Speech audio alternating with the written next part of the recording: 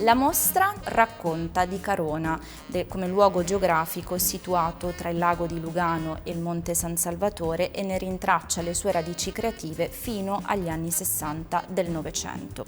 David Weiss da Zurigo viene chiamato a Carona da Christoph Wenger sul finire degli anni 60. Zurigo in quegli anni è una città piena di tensione creativa in cui però la vita quotidiana diviene normativa e quindi diviene un peso, per cui queste personalità artistiche, incluso David Weiss, ricercano una fuga.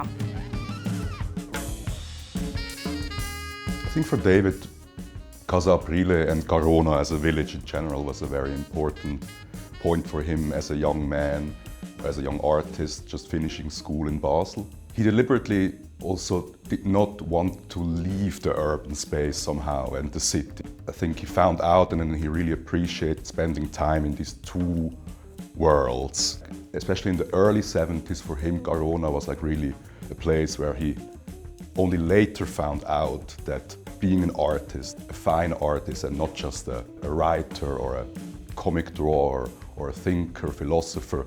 So for him it was always a very important place also later on.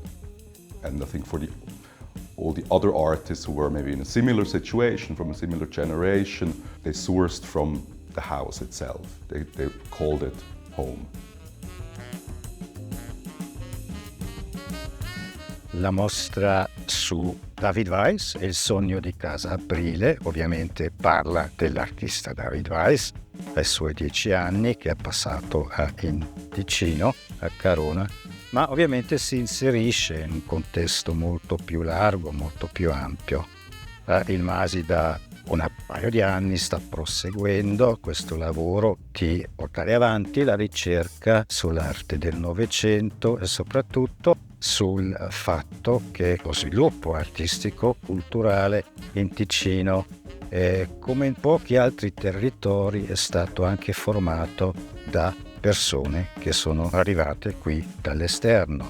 Quindi il Ticino, sin dall'inizio del Novecento, diventa rapidamente il paese di adozione per tanti artisti, scrittori, musicisti provenienti dai paesi del nord, sia la Germania, la Svizzera tedesca, ma anche oltre. E questo vale anche per Carona. Casa Costanza per me è importante, da una parte perché era il posto dove io passavo le estati da bimba, e poi perché è una specie di Gesamtkunstwerk di Meret Oppenheim di cui mi occupo e amo vedere la casa che ha creata.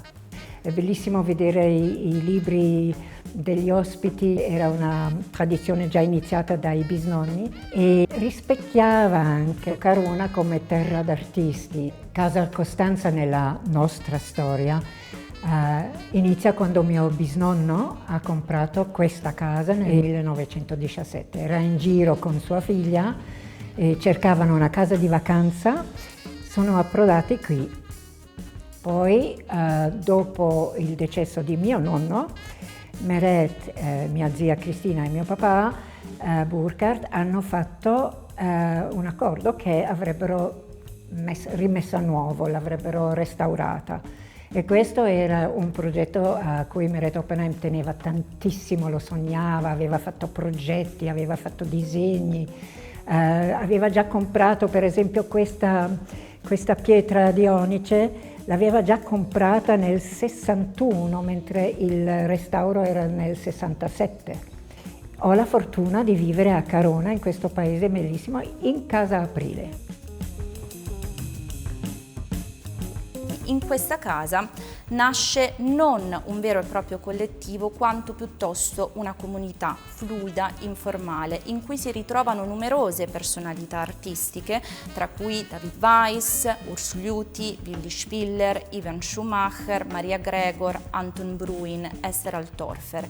Queste personalità artistiche, vivono un sogno, appunto denominato nel progetto espositivo il sogno di Casa Aprile, che però poi verrà descritto dalla la stessa Meret Oppenheim come un ricordo radioso però di un paradiso perduto che va pian piano a perdersi.